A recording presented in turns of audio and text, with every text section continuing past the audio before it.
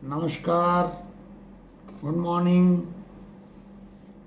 आज की खबरों को शुरू करते हैं। सचिन पायलट जी छत्तीसगढ़ में थे। कल संविधान बचाओ रैली जांजगीर में थी और बड़ी विशाल रैली थी। वहाँ के अखबारों की कटिंग्स आई हैं। उसमें लिखा है कि 44 डिग्री तापमान के बावजूद इतना जोश था लोगों में, हज़ारों की संख्या में वो सभा आई जहाँ पायलट जी ने संविधान बचाओ का जो मिशन है खड़गे जी और राहुल गांधी जी का, उसको आगे बढ़ाने से संबंधित सारी बातें उसमें उन्होंने कही है। उसके बाद एक खबर है, यूको बैंक का जो सीएमडी है वो 6200 करोड़ रुपए के घोटाले में बर्खास्त किए गए हैं। बड़ी गंभीर बात है। बैंकों के अंदर कार्यप्रणाली में पारदर्शिता कम हो रही है, ये अच्छी बात नहीं है। सरकार को गंभीर होना पड़ेगा। विजय शाह जो मंत्री हैं मध्य प्रदेश के, उनका विवाद सुलटने का नाम नहीं ले रहा, क्योंकि अभी एसआईटी गठित हुई नहीं है। हुई है तो उसने अभी तेज़ी से काम शुरू किया नहीं है। वैसे उस बयान के अलावा कुछ बात है नहीं उसमें, एसआईटी क्या करेगी। पर सुप्रीम कोर्ट ने फिर कहा है कि देश को शर्मसार करने वाला बयान है। ज्योति मल्होत्रा गुड़गांव की एक लेडी है, वो आईएसआई की एजेंट के रूप में पकड़ी गई है। कई विदेश यात्राएं उसने की और वो सोशल मीडिया पे यूट्यूब पर इन्फ्लुएंसर है। उसके माध्यम से वो प्रो पाकिस्तान एजेंडा चलाती थी। और पाकिस्तानी दूतावास में एक अधिकारी है जिसको भारत सरकार ने निकाल दिया। उससे संपर्क में 11 लोग थे कुल, उनमें ज्योति मल्होत्रा भी एक थी। बाकी लोग भी पकड़े जा रहे हैं। एंटी करप्शन ब्यूरो की जयपुर की एक बड़ी मीटिंग हो रही थी, उसके अंदर जो एएसपी मीटिंग में था उसको मीटिंग के बाद एंटी करप्शन ब्यूरो ने गिरफ्तार कर लिया 13 लाख रुपए की रिश्वत के मामले में, क्यों दलाल के माध्यम से 13 लाख रुपए उन्होंने लिए थे। अब ये सोचिए आप कहाँ एंटी करप्शन ब्यूरो की स्थिति है। लोगों को डर नहीं लग रहा। गोल्डन टेम्पल पे पाकिस्तान ड्रोन हमला करके, और ये उस समय अफवाह फैला रहा था कि भारत खुद ही गुरुद्वारों पे और मस्जिदों पे ड्रोन अटैक करने की उसमें है, लेकिन वो सब फर्जी पाई गई। और पहले एसजीपीसी शिरोमणि गुरुद्वारा प्रबंधक कमेटी के अध्यक्ष ने तो इस खबर को पहले इनकार कर दिया था, लेकिन अब उन्होंने आज अखबार में कहा है कि हाँ, हमने प्रमाणिक है कि हमारे भारत के जो मिसाइल और ड्रोन्स हैं, उन्होंने जो गोल्डन टेम्पल की तरफ जो ड्रोन आ रहे थे उनको नाकाम किया, उनको डिफ्यूज़ किया। भारत अब ईरान को साध रहा है, ये खबर है। अब ईरान और इजराइल के संबंध बहुत ही नाजुक दौर में हैं, बड़े तनावपूर्ण हैं। भारत ने पिछले दिनों से ईरान के साथ थोड़े संबंधों में ठंडक आ गई थी। अब भारत को समझ में आ गया है कि पाकिस्तान के पश्चिम में ईरान के साथ जो चाबहार पोर्ट है, वो चाबहार पोर्ट मनमोहन सिंह जी ने उसका एमओयू किया था, काम भी शुरू किया था, पर वो पूरा नहीं हुआ। अब मोदी जी के चूँकि स्ट्रेटजिकली समझ में आ रहा है कि कांग्रेस सरकार जो कर रही थी वो सही था, उसको आगे बढ़ाने की खबर अखबार में छपी है।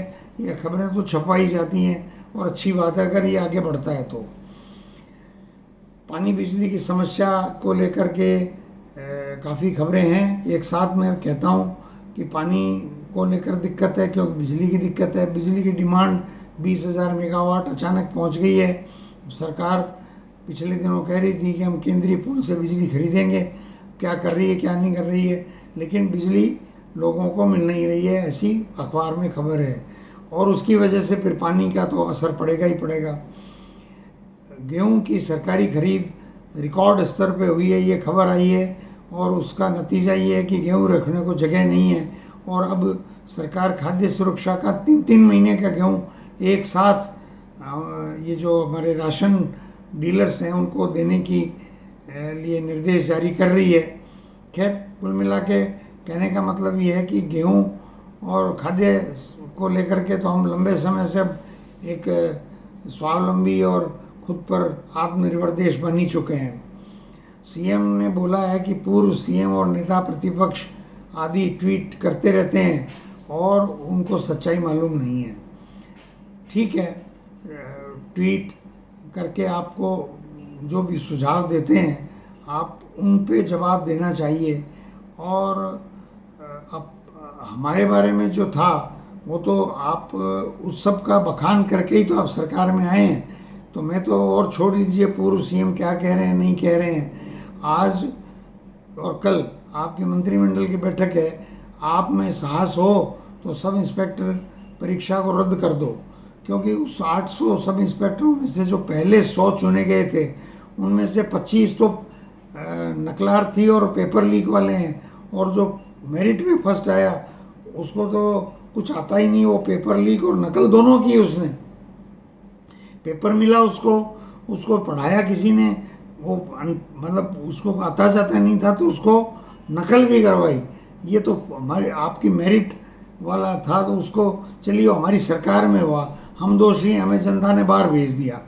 आप हमारे पूर्व मुख्यमंत्री के बारे में बोलें तो वो जवाब देंगे अपना, लेकिन हमारी सरकार में हुआ और ये सामने आ गया, आप सामने ले आए, आप परीक्षा रद्द करो ना, आप में साहस है तो।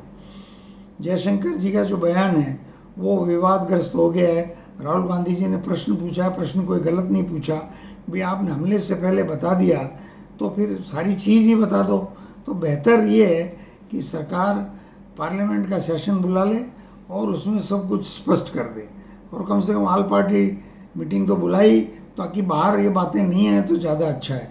राहुल जी को मजबूर होकर कहना पड़ेगा, जब आप आरोप लगाओगे कांग्रेस पे, सरकार में आप हो और आरोप कांग्रेस पे लगाते हो तो जवाब तो सुनना ही पड़ेगा। आरसीए का विवाद है, राजस्थान क्रिकेट अकादमी के चुनाव तो सरकार कराने रही है, एडॉक कमेटी का अध्यक्ष एक विधायक को बनाया है। अब उनके और वो जो गजेंद्र सिंह खींवसर हैं बिजली मंत्री, उनका बेटा भी उसमें पहले नागौर से अध्यक्ष थे, अब शायद वो जोधपुर से बन गए। उन दोनों के बीच में तनातनी है, बयानबाजी होती रहती है, और आईपीएल के मैच जो है वो खेल परिषद करा रही है। तो ये सारा राजस्थान के क्रिकेट को का जो लंबे समय से राजनीतिकरण हो रहा है, ख़ास तौर से मैं समझता हूँ 2009 से, वो ठीक नहीं है। उससे पहले ललित मोदी विवादास्पद रह ही रहे, और उसके बाद जो हुआ वो तो आपके सामने है। तो आज की खबरों में सूक्ष्म में इतना ही। बहुत बहुत धन्यवाद।